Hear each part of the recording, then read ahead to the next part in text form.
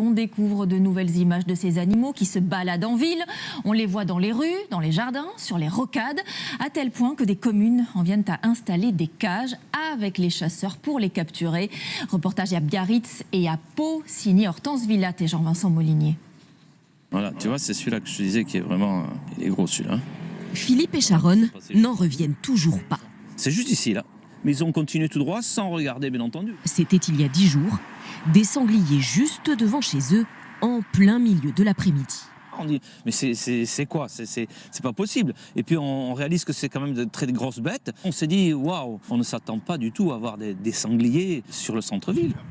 Des signalements fréquents ces dernières semaines à Biarritz. Pour des sangliers errant en ville, de jour comme de nuit, une trentaine d'animaux sauvages ont été recensés sur la commune. Comment ça, 2 sangliers ici? Il y a de l'inquiétude, bien sûr. Vous êtes sur un rond-point très important de l'entrée de ville de Biarritz.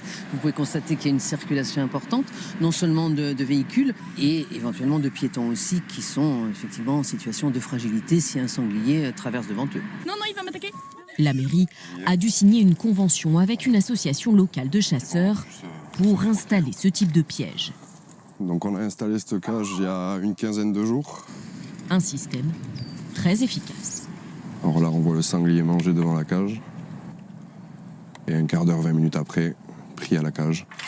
Ici, en ville, on n'a pas le choix. C'est le piégeage. On ne peut pas faire de battue, on ne peut pas chasser. En 10 jours, on a quand même fait 4 prises. À Pau, le phénomène est encore plus important. En début de semaine, une harde de 17 sangliers a été repérée.